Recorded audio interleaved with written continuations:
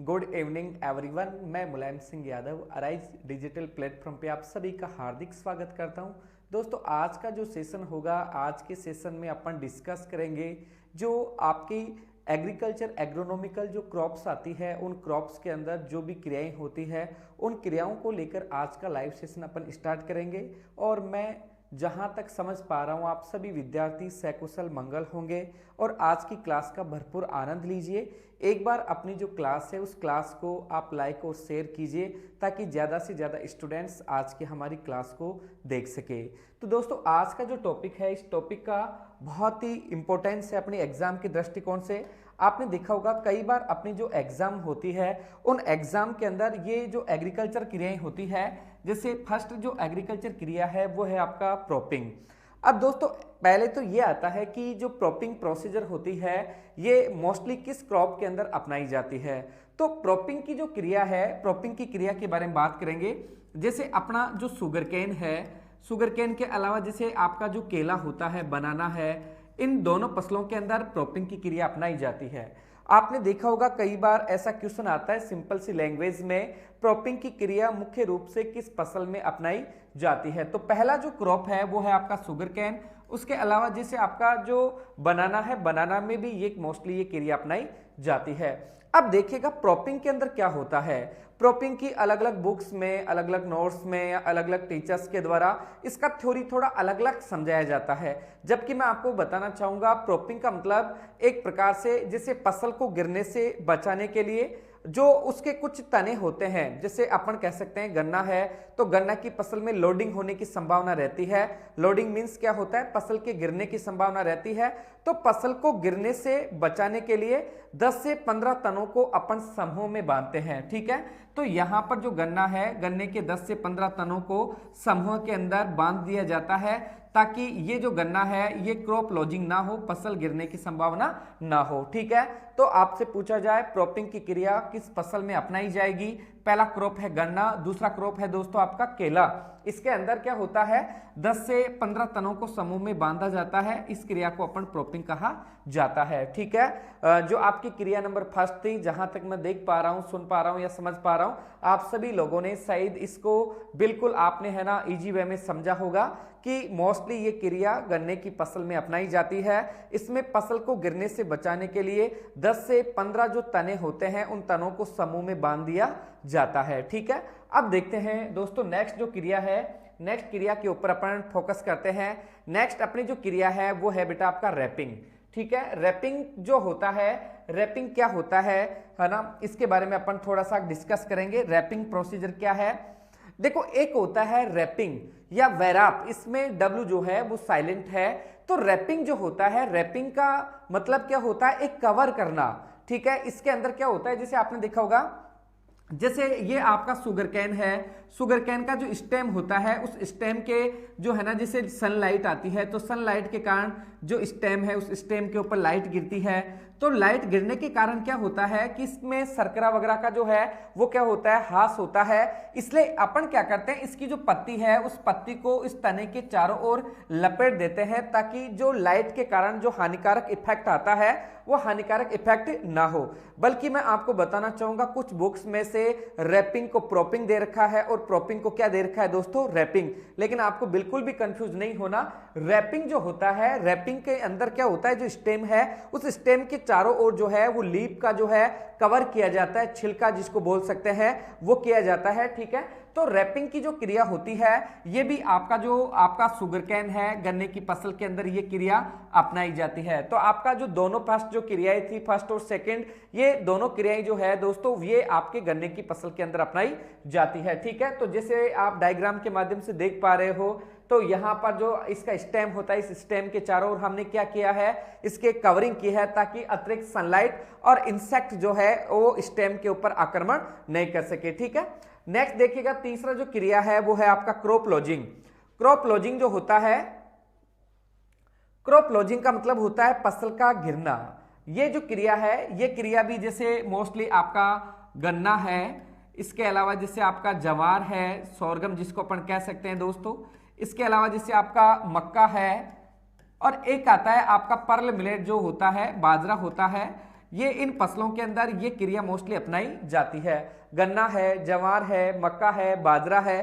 Crop lodging में क्या होता है, जब फसल का बायोमास ज्यादा हो जाता है, भार ज्यादा हो जाता है, या कई बार आपने देखा होगा जड़ें कमजोर रहती है, जड़ों में पानी भर जाता है, जैसे हवा चलेगी, हवा चलने के बाद में अपनी फिसल क्या हो जाती है, गिर जाती है, उस क्रिया को क्रॉप लॉजिंग कहा जाता है। तो क्रॉप लॉजिंग की जो क्रिया है ये आपके गन्ने में, जवार में, मक्का में और इसके अलावा बाजरे की क्रॉप के अंदर ये जो है ये क्रिया होती है। ठीक है, तो क्रॉप लॉजिंग जो है फसल का गिरना क्रॉप लॉजिंग कहलाता है।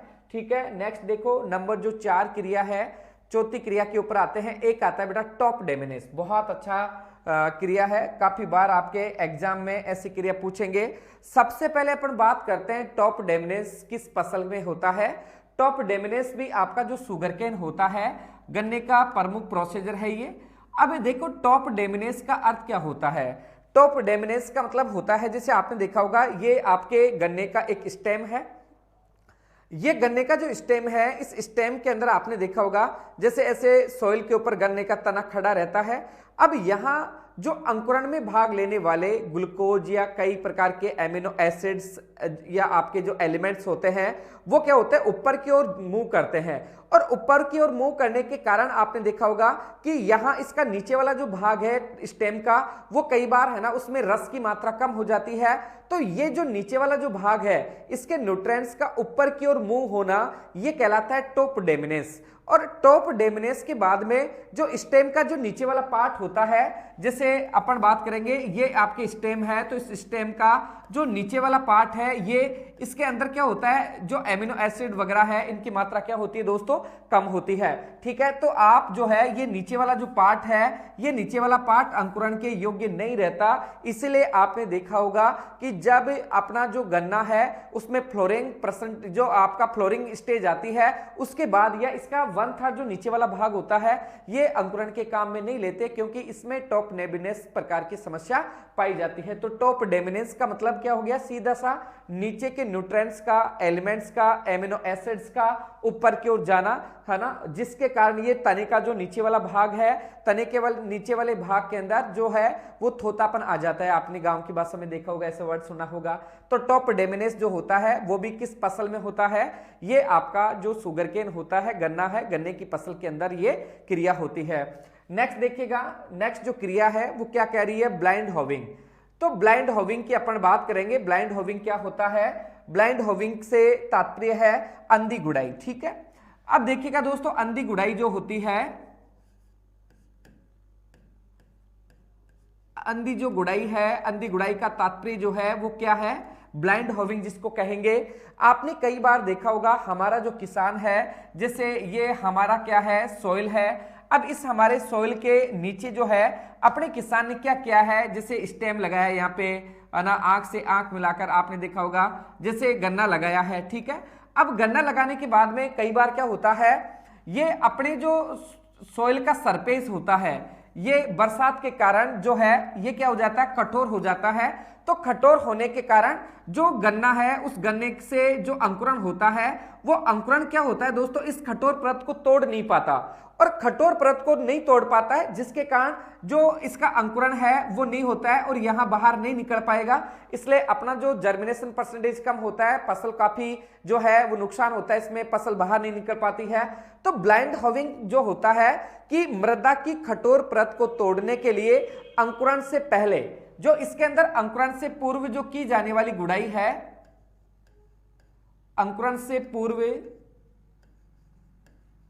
गुड़ाई करना, आपसे पूछा जाए ब्लाइंड होविंग अंधी गुड़ाई जो प्रोसीजर है वो क्या है दोस्तों, तो अंकुरण से पूर्व की जाने वाली जो गुड़ाई है उसे अपन ब्लाइंड होविंग के नाम से जानते हैं। तो ये क्रिया जो है ब्लाइंड होविंग है, ये आपका मोस्टली जो गन्ने का जो क्रॉप होता है, गन्ने की क्रॉप के अंदर ये बेसिकली ये क्रिया अपनाई जाती है। तो आप लोग है, आप लोगों के सामने फर्स्ट जो क्रिया थी प्रॉपिंग गन्ने में, रैपिंग गन्ने में, इसके अलावा जिसे क्रॉप लॉजिंग होता है दोस्तों वो भी गन्ने में होता है। इसके अलावा एक आता है, हमने टॉप डेमिनेस पढ़ा, टॉप डेमिनेस की प्रोसीजर भी किसमें होती है, गन्ने में। टॉप डोमिनेशन के बारे में हमने बात की कि गन्ने के नीचे वाले पार्ट्स के जो एलिमेंट्स है, एमिनो एसिड्स है, जो सुक्रोज है, वो ऊपर की ओर मूव होती है, इसलिए गन्ने का नीचे वाला जो भाग होता है, जैसे ये नीचे वाला 1/3 भाग होता है, ये जर्मिनेशन नहीं कर पाता, इसलिए इसको बीज के रूप में अपन काम में नहीं लेते। उसके बाद में देखिएगा एक जो क्रिया है, नेक्स्ट आपकी जो क्रिया है वो है ट्राइंग। जैसा कि ब्लाइंड होविंग के बारे में हमने बात की, अंकुरण से पूर्व की जाने वाली जो गुड़ाई है, अंकुरण से पूर्व की जाने वाली गुड़ाई को ब्लाइंड होविंग कहा जाता है। ठीक है, अब अपन बात करेंगे नेक्स्ट जो क्रिया है ट्राइंग। ठीक है, ट्राइंग का अर्थ होता है दोस्तों बांधना। ट्राइंग का जो अर्थ होता है दोस्तों वो क्या है, बांधना। अब यहां पे कि सर प्रोपिंग के अंदर भी हमने बंधाई लिखा, स्तंभन जिसको कह सकते हैं। अब जो ट्राइंग होता है, ट्राइंग भी क्या होता है, ट्राइंग भी दो प्रकार का ट्राइंग होता है, एक होता है प्रोपिंग ट्राइंग और एक होता है जो गटरी ट्राइंग होता है। जैसे आपने देखा होगा, हमने गन्ना है, गन्ने को काट लिया और काटने के बाद उसके तनों को समूह में अपन इकट्ठा करते हैं और उसको पत्ती से क्या कर दिया जाता है, बांध दिया जाता है। यह भी एक ट्राइंग का भाग है। और प्रोपिंग ट्राइंग वही जिसे तनों को अपन समूह में बांधते हैं। तो यहां बेसिकली जो ट्राइंग होता है कि गन्ने का गटरी नुमा जो बंधाई होता है उसे अपन क्या बोलेंगे, ट्राइंग। तो यह क्रिया जो है, यह क्रिया आपके किस फसल के अंदर अपनाई जाती है, ये क्रिया बेटा आपके जो गन्ना है, गन्ने की फसल के अंदर ये क्रिया अपनाई जाती है। ठीक है, तो यहां आपके गन्ने की जो क्रियाएं हैं वो चल रही है, सभी शुगर कैन से रिलेटेड है ये। नेक्स्ट देखिएगा आपका एक आता है ट्राइंग, ये ट्रेसिंग, सॉरी यहां पर देखो जो ट्रेसिंग है, ट्रेसिंग के बारे में अपन बात करेंगे। ट्रेसिंग क्या होता है, ट्रेसिंग की जो क्रिया है ये भी दोस्तों मोस्टली आपका जो गन्ना है, गन्ने की क्रॉप के अंदर ये जो है ये मोस्टली अपनाया जाता है। अब बात करेंगे जो ट्रेसिंग होता है, ट्रेसिंग का अर्थ क्या होता है, इसका अर्थ होता है बेटा जलाना। आपसे पूछा जाए ट्रेसिंग का अर्थ क्या होता है, जलाना। इसको देखेगा मोस्टली इसके अंदर क्या होता है, जैसे जो आपका गन्ना है, जैसे ये गन्ना के स्टेम है, तो इस स्टेम के चारों ओर आपने देखा होगा जैसे लीव्स आ जाती है, जैसे आपका ये स्टेम है, ऐसे स्टेम होता है जैसे, तो उस स्टेम के जो है वो क्या रहती है, ऐसे लीव्स आती है। ठीक है, मोस्टली गन्ने के अंदर आपने देखा होगा स्टेम के चारों ओर क्या रहती है, आपके लीव्स रहती है, पत्तियां रहती है ऐसे। तो इसके अंदर क्या होता है, जिसे जो पत्तियां होती है उन पत्तियों को कुछ केमिकल्स के द्वारा जलाया जाता है। अब वो कौन से केमिकल्स है और क्यों जलाया जाता है उसके बारे में अपन डिस्कस करेंगे। तो यहां पर देखिए कि गन्ना जो है, इस गन्ने की जो ये पत्तियां हैं, इन पत्तियों को इस उद्देश्य के लिए जला दिया जाता है ताकि जो गन्ना है वो शीघ्र गति से पक सके। तो यहां पर कुछ रसायन होते हैं, जैसे एक रसायन है बेटा पोलारिस, एक रसायन है जिसका नाम है पोलारिस रसायन है, या एक ग्लाइफोसेट आता है, एक आपके ग्लाइफोसेट आता है। तो आपका जो पोलारिस और जो ग्लाइफोसेट है, इन केमिकल्स के द्वारा जो गन्ना है उन्हें गन्ने के ऊपर स्प्रे करेंगे। स्प्रे करने से ये जो आपकी पत्तियां हैं, ये पत्तियां क्या हो जाती है, सूख जाती है या जल जाती है। तो पत्तियां सूखने के कारण क्या होता है, ये जो आपका स्टेम है गन्ने का, ये गन्ने का स्टेम समय से 8 से 12 सप्ताह पहले क्या हो जाता है, पककर तैयार हो जाता है। ठीक है, तो ये क्रिया भी जो किसान है, किसान गन्ने का शीघ्र पकाने के लिए जो प्रोसीजर करते हैं वो कौन सा है, आपका ट्रेसिंग। ठीक है, ट्रेसिंग के अंदर जैसे पोलारिस और ग्लाइफोसेट नामक जो है ये आपसे रसायन काम में लिए जाते हैं, और गन्ना जो है समय से 8 से 12 सप्ताह पहले पककर इसमें क्या होता है दोस्तों, तैयार होता है। बहुत इंटरेस्टिंग क्लास है, मैं सभी से अपील करना चाहूंगा अपनी क्लास को ज्यादा से ज्यादा लाइक कीजिए, शेयर कीजिए। बहुत ही वेरी इंपॉर्टेंट है, क्योंकि ये जो क्लासेज है, ये आपका जो टॉपिक है वो टॉपिक आपने देखा होगा, आपकी जो एग्रोनॉमी की जो क्रॉप्स आती है उन क्रॉप के अंदर कौन कौन सी क्रियाएं अपनाई जाती है, तो उन क्रियाओं को लेकर मैं आपके सामने लाइव सेशन से जुड़ा हूं। जो भी नए विद्यार्थी है, नए विद्यार्थी अपने अराइज स्टडीज यूट्यूब चैनल को आप शेयर कीजिए, सब्सक्राइब कीजिए, ताकि इंस्टीट्यूट के द्वारा अब है ना धीरे धीरे हम ऑनलाइन प्लेटफॉर्म को वापस मजबूत करेंगे, क्योंकि एग्जाम का जो टाइम होता है दोस्तों वो धीरे धीरे पास में आ रहा है, बाकी कुछ विद्यार्थी जो है वो घर बैठे हैं, अभी अभी आप ऑफलाइन क्लासेस से नहीं जुड़ पा रहे हैं या ऑफलाइन क्लासेस से आपने जुड़ भी लिया तो आप काफी लेट हो चुके हैं। तो उन बच्चों को धीरे धीरे हम प्रमोट करने के लिए अब डेली हमारा जो शाम को 6 बजे से 8 बजे के बीच में केमिस्ट्री, बायोलॉजी और एग्रीकल्चर कॉम्बिनेशन के तहत हम क्लास देने का आपको काम करेंगे। तो आप जो है हमारी क्लासों के अंदर रेगुलर शाम को 6 से 7 बजे के बीच में जुड़िएगा। हमारी जो क्लासेज होगी ये प्रीमियर टाइप होगी ताकि इस क्लास में डिस्टर्बेंस कम हो और आपको थोड़ा सा कहना जो डिस्टर्बेंस माहौल ना मिलकर आपको प्योर नॉलेज मिले, ठीक है। तो ट्रेसिंग की जो क्रिया है ये भी आपका जो गन्ना है, गन्ने की फसल में अपनाई जाती है। जैसा कि इसमें क्या करते हैं, सारी की सारी चीज बेटा मैंने आपको बताई है। नेक्स्ट देखिएगा, नेक्स्ट अपन बात करेंगे, एक है आपका पडलिंग। ये भी बहुत गजब की क्रिया है पडलिंग। अब अपन जो है धीरे धीरे जो आपका शुगर कैन है, शुगर कैन की क्रियाओं को हमने कंप्लीट कर लिया, लेकिन उसके अलावा कुछ क्रियाएं और है जिनके ऊपर भी अपन डिस्कस करेंगे शुगर कैन में। जैसे मैं आपको बताऊं, शुगर कैन में एक क्रिया होती है बेटा जिसे वर्धन शिखा, वर्धन शिखा, वर्धन शिखा के अलावा एक होता है सेड्स रूट, एक होता है बेटा आपका सेड्स रूट, ठीक है। अब यहां एक और होता है जिसे आपका आंख, गन्ने में आंख क्या होता है, एक आता है बेटा आपका टुकड़े। तो इन चारों कॉन्सेप्ट के ऊपर थोड़ा सा और फोकस करते हैं ताकि अपना जो बेस है थोड़ा और क्लियर हो सके। अब यहां पर देखिएगा वर्धन शिखा जो होता है, वर्धन शिखा क्या होता है, गन्ने का वो भाग जो बुआई के लिए काम में लिया जाता है, गन्ने के उस भाग को वर्धन शिखा कहा जाता है। तो बुआई योग्य जो भाग है, बुआई योग्य, बुआई योग्य जो भाग है उसे अपन क्या बोलेंगे, वर्धन शिखा। एक आता है सेड्स रूट, ठीक है। अब देखो सेड्स रूट क्या होता है, सेड्स रूट के बारे में अपन थोड़ा सा डिस्कस करेंगे। आपने देखा होगा जैसे आप जो है गन्ने के ऐसे तने आप जो है मिट्टी में लगाने का काम करते हैं। अब इन गन्ने के तनों से जो है वो क्या है कि धीरे धीरे जो है रूट निकलना स्टार्ट होती है। तो इनसे जो रूट निकलना स्टार्ट होती है, इस रूट को अपन क्या बोलेंगे, सेड्स रूट, ठीक है। तो दोस्तों आपसे पूछा जाए कि सेड्स रूट जो क्या है कि गन्ने के तने से जो धीरे धीरे जड़ें निकलना स्टार्ट हो जाती है, उस प्रोसीजर को अपन क्या बोलेंगे, सेड्स रूट। तो ये आपका देखो ये धागेनुमा जो फिलामेंट है ये आपका क्या कहलाता है बेटा, सेड्स रूट। तो गन्ने के तने का अंकुरण होना, उसके द्वारा जो जड़ें निकलती है, उन जड़ें निकलने वाली जो प्रोसीजर है उसको अपन क्या कहेंगे, सेड्स रूट। उसके बाद में एक होता है दोस्तों आंख।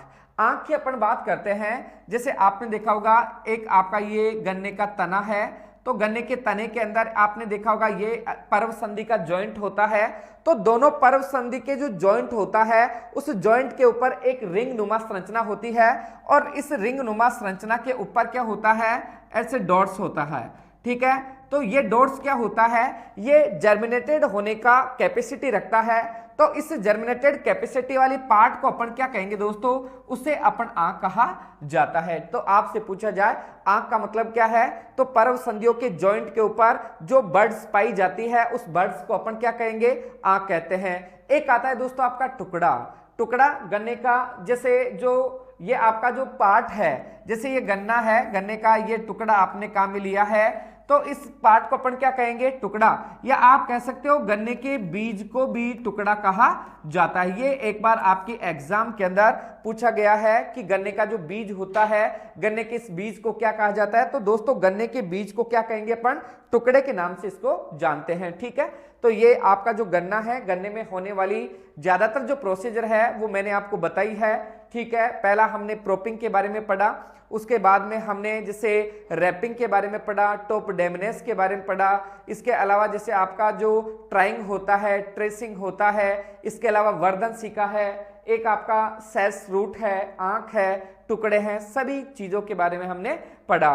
ट्रेसिंग के अंदर जो केमिकल्स काम में ले रहे थे वो केमिकल्स जो है मोस्टली पहला जो केमिकल्स था वो पोलारिस था। इसके अलावा जैसे एक था ग्लाइफोसेट। मैंने आपको वहां पर ये भी बताया कि मोस्टली जो केमिकल्स होता है उसके यूज के बाद में जो गन्ना है वो 8 से 12 सप्ताह पहले जो है वो पककर तैयार होता है। तो किसान की जो क्रॉप का ड्यूरेशन है वो कम हो जाता है और किसान को काफी फायदा इससे होता है, ठीक है। अब देखिएगा दोस्तों अपन शुगर केन से धीरे धीरे अपन जो है अपना पेडी क्रॉप है राइस की ओर हम मूव हो रहे हैं। तो नेक्स्ट जो क्रियाएं आपको दिखाई दे रही है, ये सभी जो क्रियाएं हैं वो एक्चुअल के अंदर राइस से है, ठीक है। तो यहां पर राइस जो होता है, राइस मीन्स क्या है दोस्तों, चावल, ठीक है। तो सबसे पहले अपन एक आपने चावल पढ़ा होगा, एक आपने धान पढ़ा होगा। तो चावल और धान के बारे में बेसिक अपन डिफरेंस का पता लगाते हैं। चावल और जो धान होता है वो क्या होता है, तो देखो आपने देखा होगा कंप्लीट जो क्रॉप होता है उसे धान कह सकते हैं, या जो बीज है बीज के ऊपर जो हुल होता है वो हुल कवर करता है बीज को, उस पोजीशन को अपन क्या बोलेंगे, उसको अपन धान बोलेंगे। और उस सीड के ऊपर जो हुल होता है उसको वहां से हटाते हैं, हटाने के बाद जो शेष दाना बचता है उस दाने को क्या कहा जाता है दोस्तों, उस दाने को चावल कहा जाता है। तो आपको बेसिक जो डिफरेंस है जो आपका राइस और आपका जो धान होता है ये भी आपको धीरे धीरे पता चला है, ठीक है। अब देखिएगा राइस की जो पहली क्रिया है वो पहली क्रिया कौन सा है दोस्तों, पडलिंग। सबसे पहले अपन बात करेंगे पडलिंग को, हिंदी के अंदर इसे अपन पंख भजन के नाम से जानते हैं। आपने देखा होगा पंख मीन्स क्या होता है, कीचड़, और भजन मीन्स क्या होता है, मथना, ठीक है। तो यहां पर ये दो शब्दों से मिलकर बना। पंख का मतलब क्या होता है दोस्तों, कीचड़, पंख मीन्स क्या है, कीचड़, और भजन का मतलब है उसको मथना, ठीक है।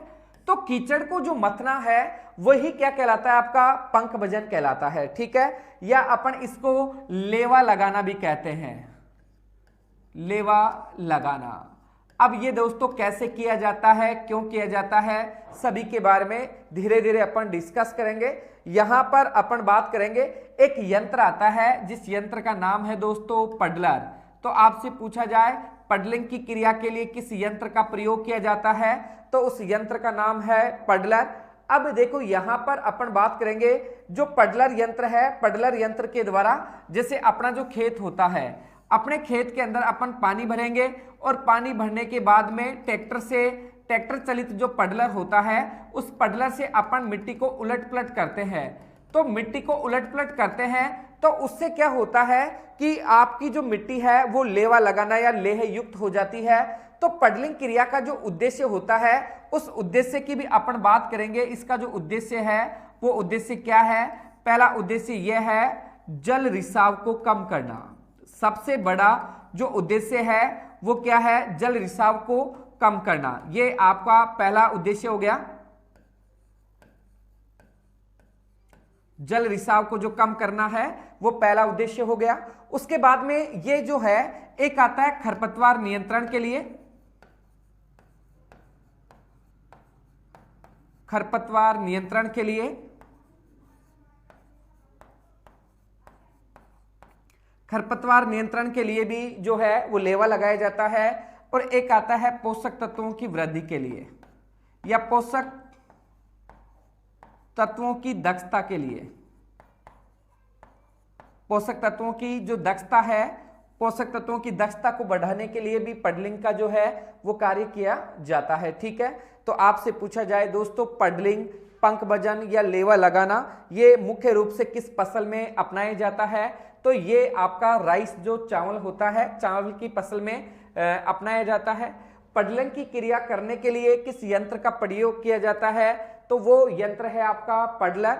उसके बाद में जो पडलिंग की जाती है इसके मेन ऑब्जेक्ट जो है वो क्या है, तो इसके मेन ऑब्जेक्ट जो है वो ये है कि पडलिंग की क्रिया से मृदा का जो जल रिसाव है वो कम हो जाता है। आपको बेसिकली पता होगा कि धान की फसल के लिए हमेशा खेत में पानी भरा रहना चाहिए।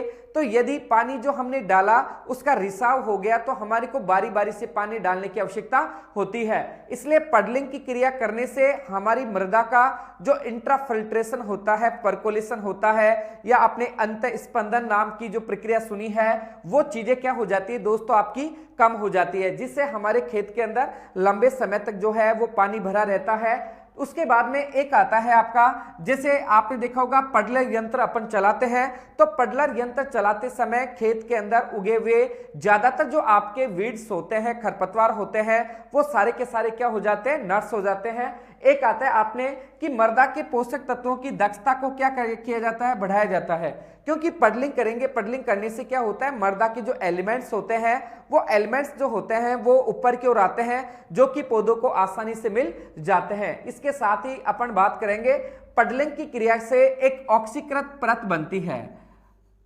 यह भी बहुत इंपॉर्टेंट है, ऑक्सीकृत परत। ठीक है, तो ऑक्सीकृत जो परत होती है उस परत की जो मोटाई होती है वो कितनी होती है दोस्तों, 0 से 10 mm। ये काफी इंपॉर्टेंट है, आपसे पूछा जाए पडलिंग की क्रिया के अंदर ऑक्सीकृत परत की जो मोटाई है वो कितनी है, तो वो ऑक्सीकृत परत की जो मोटाई है वो कितना है आपका, 0 से 10 mm। ठीक है, बहुत इंपॉर्टेंट ये जो था ये आपका पडलिंग का प्रोसीजर हो गया। आप इसका स्क्रीनशॉट ले सकते हैं ताकि आपके ये प्रोसीजर आपके दिमाग में रहे। ठीक है, बाकी बहुत ही इंटरेस्टिंग, बहुत अच्छा आज का जो कंटेंट है। तो यहां पर देखिएगा राइस का जो सेकंड प्रोसीजर है, राइस का सेकंड प्रोसीजर है बेटा आपका पैरा बॉइलिंग। अब डिस्कस अपन ये करते हैं पैरा बॉइलिंग जो होता है, पैरा बॉइलिंग के अंदर क्या होता है। ठीक है, अब मैंने अभी आपको कुछ समय पहले आपको एक चीज बताई, एक होता है आपका राइस और एक होता है आपका चावल। ठीक है, ये जो राइस और एक होता है धान। तो राइस प्राप्त करने के लिए हमारे को धान की पैरा बॉइलिंग करनी पड़ती है। तो पैरा बॉइलिंग का मतलब क्या होता है कि जो धान है उस धान को जो गर्म वाष्प होती है, गर्म पानी के अंदर या अपन है ना गर्म वाष्प काम में ले सकते हैं। ठीक है, तो गर्म वाष्प अपन काम में लेंगे, चावल को अपन गर्म भाप के अंदर रखते हैं, तो जो बीज के ऊपर जो हुल होता है वो हुल क्या होता है, ओपन होता है, और ओपन होकर क्या होता है अपना सीड अलग होता है और हुल क्या होता है, अलग होता है। तो हुल और जो आपका सीड होता है उसको अलग किया जाता है। अब देखिएगा पैरा बॉइलिंग की क्रिया के दौरान विटामिन B1 और विटामिन B2 जो है इसका क्या होता है दोस्तों, ह्रास होता है। ठीक है, तो आपसे पूछा जाए पैरा बॉइलिंग की क्रिया के दौरान किस विटामिन का ह्रास होता है, तो वो विटामिन है आपका विटामिन B1 और विटामिन B2। लेकिन आपने देखा होगा विटामिन B12 का क्या होता है, कंजर्वेशन होता है। ठीक है, तो यहां पर अपन बात करेंगे कि पैरा बॉइलिंग की क्रिया के दौरान किस विटामिन का संरक्षण होता है, तो वो विटामिन कौन सा है बेटा आपका, विटामिन B12 है। ठीक है, बहुत इंपॉर्टेंट प्रोसीजर है ये। आपने देखा होगा पैरा बॉइलिंग की जो क्रिया है धान में अपनाई जाने वाली वो क्रिया जिसमें दाने और चार्डी मींस हुल को अलग करने के लिए गर्म पानी में रखना या गर्म भाप में रखना क्या कहलाता है, पैरा बॉइलिंग। पैरा बॉइलिंग जो होता है उसमें विटामिन B1 और B2 का लॉस होता है, जबकि विटामिन B12 का क्या होता है दोस्तों, कंजर्वेशन होता है। ठीक है, तो ये दोनों जो चीजें हैं वेरी वेरी इंपॉर्टेंट है आपकी, हो सकता है आगामी एग्जाम के अंदर ऐसा कोई क्वेश्चन आप लोगों से पूछ लिया जाए। नेक्स्ट देखते हैं पैरा बॉइलिंग के बाद में एक है बेटा आपका बुशनिंग। ये भी बहुत अच्छा मैटर है, कई बार कृषि पर्यवेक्षक जैसी एग्जाम के अंदर ये पूछ लिया जाता है। बुशनिंग क्या होता है, बुशनिंग आपकी मोस्टली जो धान है, धान की क्रॉप में अपनाई जाने वाली वो क्रिया। ठीक है, इसके अंदर क्या होता है, जैसे धान की रोपाई के 1 से 1.5 माह बाद, धान की रोपाई के 1 से 1.5 माह बाद हल चलाते हैं अपन, और हल चलाकर अपन क्या करते हैं, खरपतवार प्लस अतिरिक्त जो पौधे होते हैं,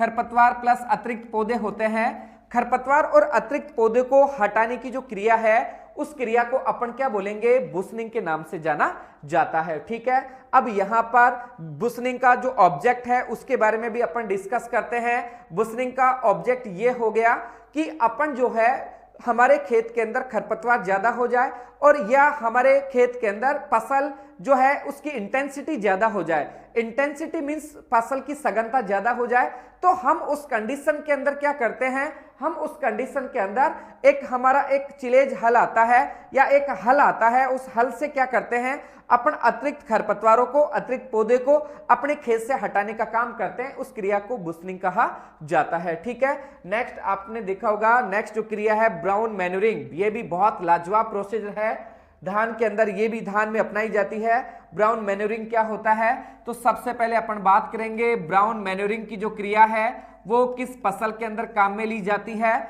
ब्राउन मैन्यूरिंग के बारे में अपन डिस्कस करते हैं क्या होता है। ठीक है, ब्राउन मैन्योरिंग, ठीक है, ब्राउन मिस भूरा, मैन्योरिंग का मतलब क्या है, खाद। अब यहां पर देखो धान की फसल को लगाने से पहले, धान की फसल को लगाने से पहले जो आपका ढेंचा है, ढेंचा की फसल को अपन किस में लेंगे, हरी खाद के रूप में। ढेंचा की फसल को किसके रूप में लेंगे दोस्तों, हरी खाद के रूप में अपन काम में लेते हैं। तो ब्राउन मैन्योरिंग जो होता है, ढेंचा की फसल को अपन क्या है, धान लेने से पहले हरी खाद के रूप में लेते हैं, उस क्रिया को ब्राउन मैन्योरिंग कहा जाता है, ठीक है। तो ये ब्राउन मैन्योरिंग से क्या होता है, अपनी मृदा की जो फर्टिलिटी होती है वो फर्टिलिटी बढ़ती है, और फर्टिलिटी बढ़ने से हमारी क्रॉप का प्रोडक्शन जो होता है, धान का सामान्य से प्रोडक्शन बढ़ता है, ठीक है। इस क्रिया को ब्राउन मैन्योरिंग कहा जाता है। नेक्स्ट देखिएगा, नेक्स्ट प्रोसीजर है आपका हलिंग परसेंटेज, ठीक है। चलो डिस्कस करते हैं हलिंग परसेंटेज क्या होता है। जहां तक मैं समझ पा रहा हूं मेरे सभी विद्यार्थी जो हमारी लाइव सेशन से जुड़ रहे हैं, हमारे सेशन में भाग ले रहे हैं, सभी विद्यार्थी अपनी तैयारी को सुचारू रूप से आपने जारी रखा होगा। और पिछले 3 दिन से हमारे इंस्टीट्यूट के द्वारा रेगुलर हमारी शाम को 6 से 8 बजे के बीच में जो हमारी लाइव प्रोसीजर की क्लासें होती है, प्रीमियर हम डालते हैं, ताकि आप लोग है कंप्लीट मैटर को अच्छी तरीके से पढ़ सके, ठीक है। तो आप सभी लोग जो है ये हमारे पूरे कंटेंट का पूरा आनंद लीजिए, और अब हमारी जो क्लासेज होगी वो रेगुलर होगी, ठीक है। अब देखिएगा नेक्स्ट जो आता है हलिंग परसेंटेज होता है। हलिंग परसेंटेज क्या होता है, ठीक है। आपने पैरा बॉइलिंग की क्रिया की, पैरा बॉइलिंग की क्रिया से आपने चावल, चावल मीन्स क्या है दोस्तों, दाना, चावल का अर्थ जो होता है वो क्या होता है आपका, दाना, ठीक है। तो आपने दाना और उसका हुल, हुल मिस क्या होता है दोस्तों, हुल मिस क्या होता है, उसकी जो चाडी होती है उस चाडी को आपने क्या कर लिया दोस्तों, अलग कर लिया। तो दाना और चाडी को अलग किया, तो दाना और चाडी को अलग करने के बाद जो दाने का अनुपात होता है, दाने का अनुपात है और चाडी का अनुपात है, उस अनुपात को हलिंग परसेंटेज कहा जाता है। तो आपने देखा होगा हमारे जो राइस की क्रॉप होती है उसका हलिंग परसेंटेज जो होता है वो कितना होता है, 67:33, ठीक है। या अपन कह सकते हैं दोस्तों 2:1 कि दाने का अनुपात 2 होगा, और उसका हुल, हुल मीन्स क्या है दोस्तों, चाडी, चाडी का अनुपात जो होगा वो कितना होगा, चाडी का अनुपात आपका 1 होगा उसके। तो ये आपका हलिंग परसेंटेज कंप्लीट है। मैंने इसमें बताया कि आपका जो दाने और चाडी का जो अनुपात है, और ये अनुपात है 67:33 या 2:1, इसे हलिंग परसेंटेज कहा जाता है। चलो नेक्स्ट जो है, नेक्स्ट क्रिया की ओर अपन आगे बढ़ते हैं। नेक्स्ट हमारी क्रिया है पैगिंग। बहुत ही, ये देखो यहां पर अब है ना, हम शुगर केन के बाद राइस। अब हमारा जो पैगिंग प्रोसीजर होता है, ये पैगिंग प्रोसीजर आपका जो ग्राउंडनट होता है दोस्तों, मूंगफली जिसको अपन कह सकते हैं, उनकी फसल के अंदर ये प्रोसीजर होता है। तो पैगिंग को अपन जो है अन्य किस नाम से जान सकते हैं, ये आपको ताज्जुब होगा। कई बच्चे ऐसे हैं पैगिंग का हिंदी में मीन्स नहीं जान पाते हैं, तो एक्चुअल में इसका जो नाम है वो है दोस्तों अधिकलन।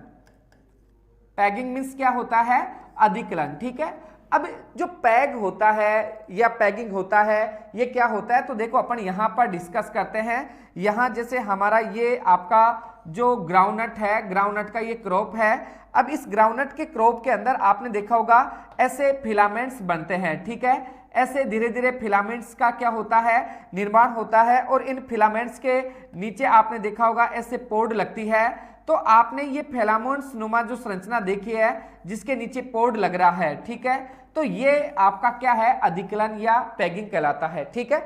अब आपने ये भी देखा होगा कि सर ये मोस्टली और जो क्रॉप्स होती है उससे जस्ट क्या होता है, डिफरेंट होता है।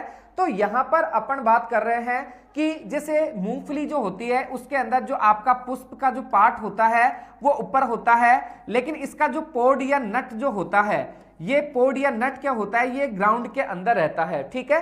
तो यहां पर अपन बात करते हैं जैसे जो आपका ग्राउंडनट होता है एराकिस हाइपोजिया, एराकिस का मतलब क्या होता है पोडिया नट, और हाइपोजिया का मतलब क्या होता है धरातल के नीचे। तो जिसके अंदर उसकी नट या पोड जो होती है वो धरातल के नीचे लगती है उसे एराकिस हाइपोजिया या मूंगफली कहा जाता है। तो ये पैगिंग का मतलब है ये जो आपको फिलामेंट्स दिखाई दे रहे हैं, ये पैग्स दिखाई दे रहे हैं, इन पैग्स को क्या बोलेंगे अधिकलन बोलते हैं।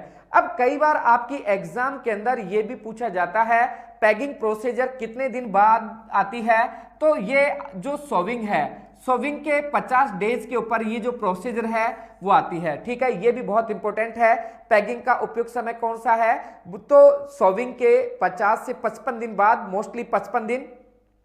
अब कई बार गांवों में अनभिज्ञता के कारण क्या होता है, कुछ फार्मर्स क्या करते हैं अपना जो ग्राउंडनट होता है उसके अंदर 35 से 40 दिन बाद, बुआई के 35 से 40 दिन बाद में भी वो क्या करते हैं उसके अंदर इंट्राकल्चर करते रहते हैं, निराई गुड़ाई करते रहते हैं, जिसके कारण कई बार ये पैग प्रोसीजर होता है डिस्टर्ब हो जाता है। तो पैग प्रोसीजर के डिस्टर्ब होने के कारण जो होता है ये आपका जो है कि वहां पर ये पैग डिस्टर्ब हो जाते हैं, और पैग डिस्टर्ब होने के कारण जो होता है दोस्तों वो क्या होता है, पैग डिस्टर्ब होने के कारण यहाँ पर जो फलन है वो क्या हो जाता है थोड़ा सा कम हो जाता है। ठीक है, तो ये आपका जो पोकिंग, ये आपका जो पैगिंग है वो आपका क्या है कंप्लीट है। ठीक है, अब नेक्स्ट अपन बात करेंगे, ये थोड़ा सा मिस प्रिंट हुआ है, ये विपिंग की जगह ये आपका पॉपिंग था। चलो मैं लिख देता हूं यहां पर ताकि आप लोगों को कंफ्यूज ना हो। तो एक मूंगफली में एक और क्रिया होती है जिसका नाम है दोस्तों पॉपिंग।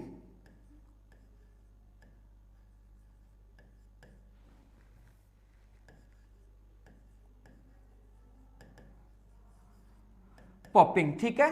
अब बात करते हैं पॉपिंग की जो क्रिया है ये भी किस में अपनाई जाती है, मूंगफली के अंदर ये क्रिया अपनाई जाती है।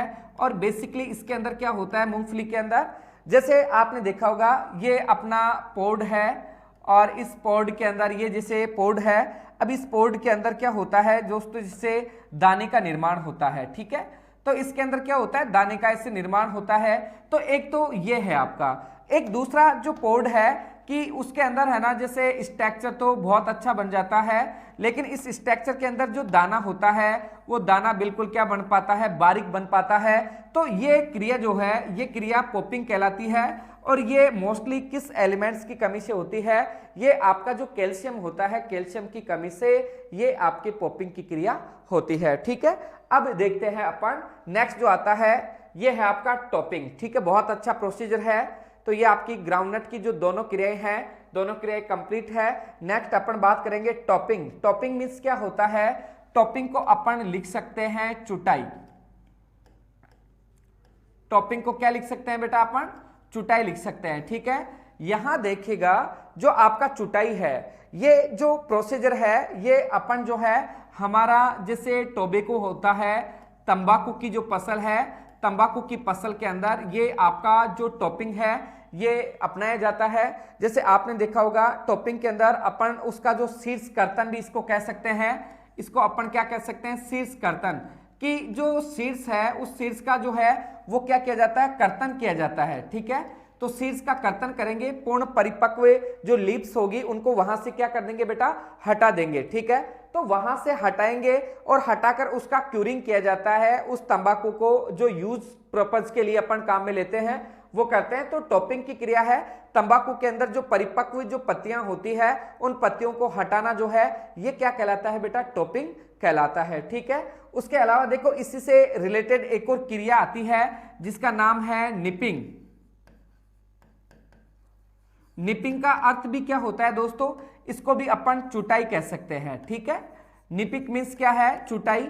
अब ये जो क्रिया है ये आपका जो निपिंग का प्रोसीजर है ये आपका जो चना है चने की फसल के अंदर ये अपनाया जाता है। ठीक है, आपसे पूछा जाए निपिंग की क्रिया जो है वो किस फसल के अंदर अपनाई जाती है, तो निपिंग की जो क्रिया है वो आपके चने की क्रॉप के अंदर ये अपनाई जाती है। अब देखो इसमें क्या होता है कि इसका जो उद्देश्य होता है वो क्या होता है, तो इसके उद्देश्य की अपन बात करते हैं। इसका मेनली जो उद्देश्य होता है वो क्या होता है, इसका उद्देश्य ये होता है कि अधिक फुटान के लिए, अधिक फुटान पुष्पन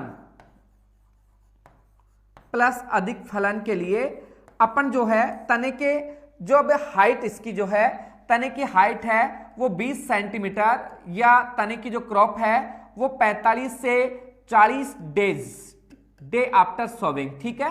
तो क्रॉप जो है अपनी 35 से 40 डेज की हो जाती है और फसल की जो लंबाई है हाइट है वो 20 सेंटीमीटर हो जाती है। तो उस दौरान अपन क्या करते हैं, उस दौरान अपन जो है उसकी ऊपर से क्या करेंगे, अपन कटाई करेंगे। ऊपर से कटाई करेंगे तो हमारी जो क्रॉप है उस क्रॉप में क्या होगा, शीघ्र फुटान होगा।